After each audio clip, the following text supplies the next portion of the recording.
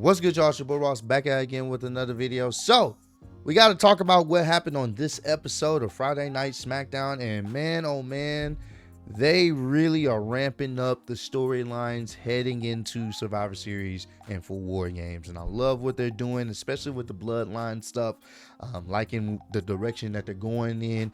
Yes, it is kind of confusing, but at the same time, I do think the story that they overall will be trying to tell will be quite entertaining. I'm liking some character changes, or not sudden changes, but there's certain characters that have, been kind of transitioned into that dark side that I've been enjoying, and I'm looking forward to seeing how that plays out.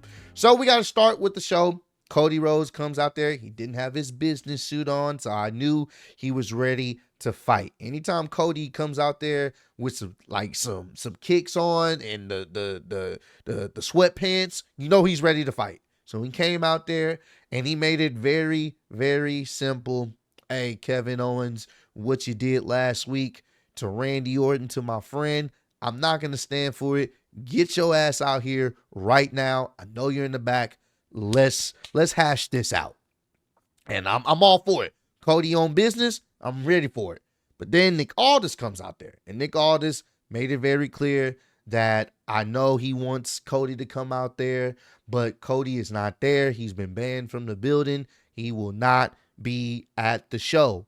And Cody's upset. He's irritated. And he goes down the list of reasons why he's irritated. He sat up there and he had to ride with Randy in the ambulance, and he had to answer to Randy's family and friends on what's going on with Randy. Is he okay? And why did it happen? And for him, the reason of why it happened was because of Cody.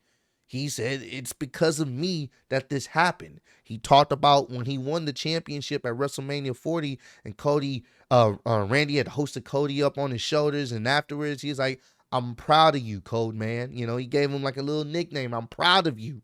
And for all of this to happen to Randy now because of Cody, because of his decision to help Roman, and which caused KO to just lose it, it's one of those things where it's like, I like that they're telling that story, that Cody feels guilty about this because of, him helping Roman. And if you guys remember, and this is going to play into the Cody and Randy feud whenever he does get back and whenever they set that up, it's the fact that Randy said, I will have your back with this old Kevin Owens thing. Like when he was trying to figure out why he was, siding with Roman, he's like, I got your back. I get it. Just don't let it become an issue for me. It's obviously became an issue because Randy was sticking up for Cody and Kevin Owens didn't like it. And I love the fact that for a brief second, Cody said, look, if you don't want to bring him here, then I know you wouldn't want me as your top champion to go up to his crib, to pull him out of his house, to fight him in his front yard. And I'm all like, yes, do that, Cody. Pull the Triple H move. I'm all for it. But I like the fact that he said, I know you don't want me to do that as your champion, as your top guy. So either fix the problem and I'll wait for you to fix the issue, but I won't wait long. So obviously we're going to get a face-to-face with Kevin Owens and Cody Rhodes. Pretty much next week. That's going to be one of the main things, the face-to-face. And I like Kevin Owens' response. I love his response. He responded like in a video format. He's like, y'all didn't want me to show up this week because Randy called me out. I did my job and I took him out. But now that Cody, the golden boy, says he wants me to be up there, now y'all want me to pull up? Because Nick Aldis called him later in the show to pull up next week. All right, fine. If that's what you want to do, fine. Just don't get mad at me when I pull up and I do my job. I love it. Love what they're doing with Kevin Owens. It's pretty much the same, it's a similar route that Drew McIntyre took with the CM Punk. I love, their whole feud and saga. It's a similar route, a heel feeling justified and why he's turned on the people that he's cared about or people that he was cool with or whatever the case may be. And I love it. I love what they're doing here. Can't wait till their face off next week. It's going to be intense. I love it, man. Love what they got going on with that. Next, we got to talk about, obviously, the Bloodline stuff. Now, the Bloodline stuff has been cooking. So unfortunately, I did see the spoilers of what's going to happen for Monday Night Raw, this upcoming Monday Night Raw, but you can kind of tell where things are going, especially if you paid attention to tonight's episode. So you got Sammy, Jay, and Jimmy before Roman get there. They're trying to figure out who's going to be their fifth member. So they're searching around on SmackDown to see who's going to be their fifth member before Roman gets there. And that's when, later on in the show, you have Sammy trying to approach LA Knight. LA Knight doesn't want any part of it. So they essentially don't have anybody there as a fifth member. Roman is already in his room. So they go in there and Sammy lets Roman know, look, nobody wants to help us. You've beaten people up in the past. Nobody wants to help us. We're on our own. And as he's saying that, Jay is telling Roman, hey, you may want to call him. You may want to make that call. We don't know who he's talking about, but Roman is, seeming reluctant to make that call. Then you see on the screen solo music hit, and Roman gets irritated, so they all about to go out there. So Solo gets to the ring, and he basically tells everyone to acknowledge him, and Roman, before he can even get into his promo, Roman comes out there, his music hit, and I love to see the OG Bloodline because they got the OG Bloodline shirts, and they got the OG Bloodline shirts on, which I love that, and the new Bloodline, everybody's kind of in like some suit type fit except Jacob. Jacob, all he needs is his t-shirt and his prayer hands, and that's it. So we're kind of getting a preview of Wargames, to be honest with you. The OG Bloodline with their OG shirts and everybody standing next to each other. The new Bloodline, and they get into the ring and they say, fuck it. We're not waiting for Wargames. We're fighting right now. It's chaos. Everybody's fighting. Jacob Fatu starts getting some momentum as expected. And then they have a situation where Jacob Fatu and Roman has their stare off, and then it ends up getting separated. But when things really started to change and when things, kind of shifted in the new Bloodline's favor is when you see a hooded figure and all of a sudden it's big ass Bronson Reed and he's helping the new Bloodline. He starts packing everybody up. I was like, oh no, the new Bloodline seemed pretty formidable, especially when you had Jacob on their side. But now Bronson Reed, I was like, oh man. And boy, oh boy, did they get their asses whipped. I mean, the OG Bloodline was getting an old-fashioned ass whooping, bro. Roman got packed. We've been seeing it more recently, but he really got packed, bro. You had, at one point, Roman is showing that he's still the OTC. So he started, it was like a 1v5 situation damn near. He started throwing people over barricades. He started hitting people with Superman punches. Roman Reigns was getting his runs in. He hit Bronson with the Superman punch. He hit Jacob with the Superman punch. He's charged up by himself. And then Solo comes out of nowhere and hits him with a Samoan spike. I also got to make mention, I want to make mention of this.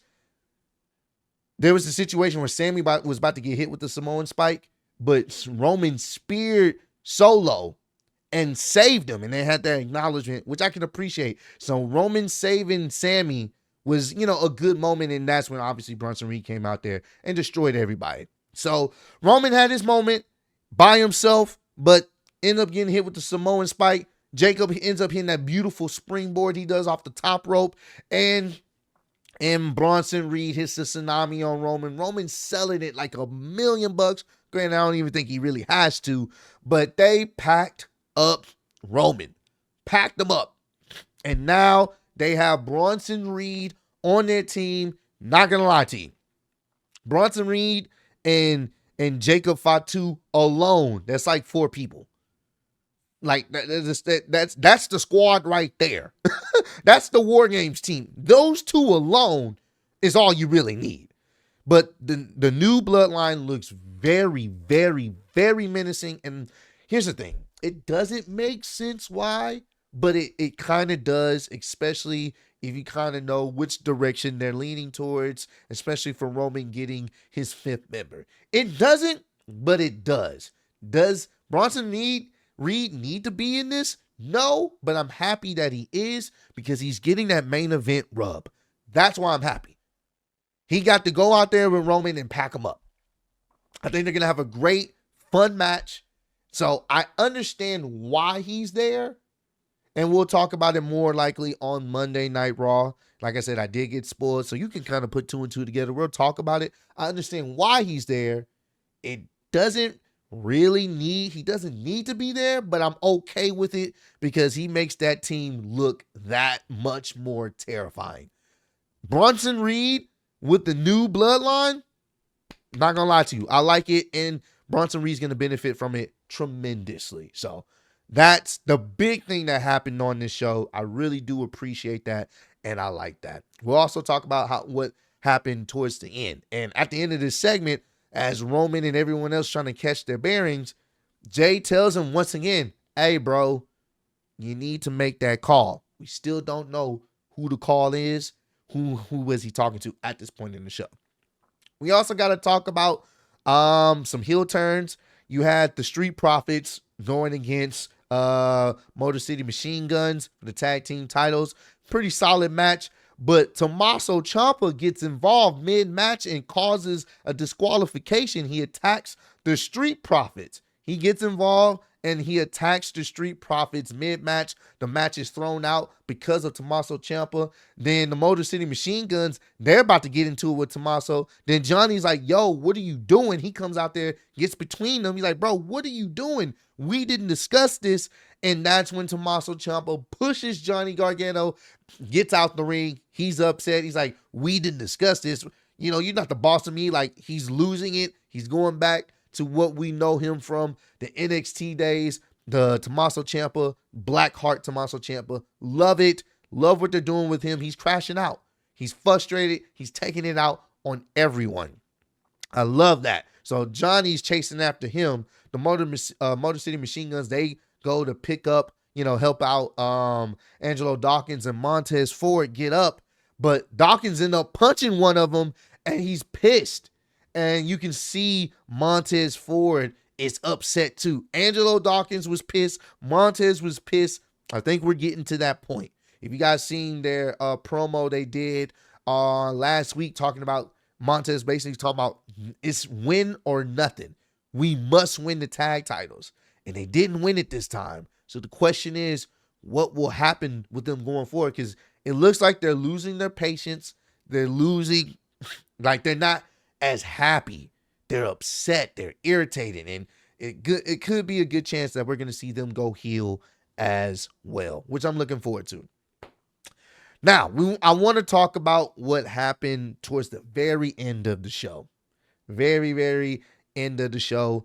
Naomi ends up losing to Nia Jackson. A very good women's match. I do think it's going to be setting up some stuff with the women's war games, because Bayley had to come out there to try to even the odds and help Naomi.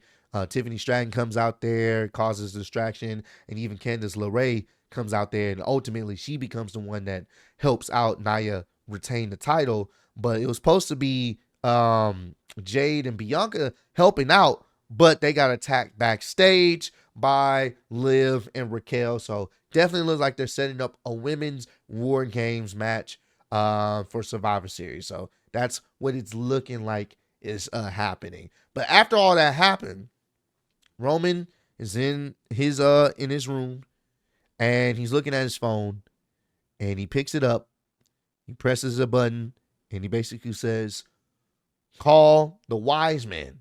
He has this little smirk on his face, because it's been a minute since he's talked to the wise man, but you hear that the number is disconnected.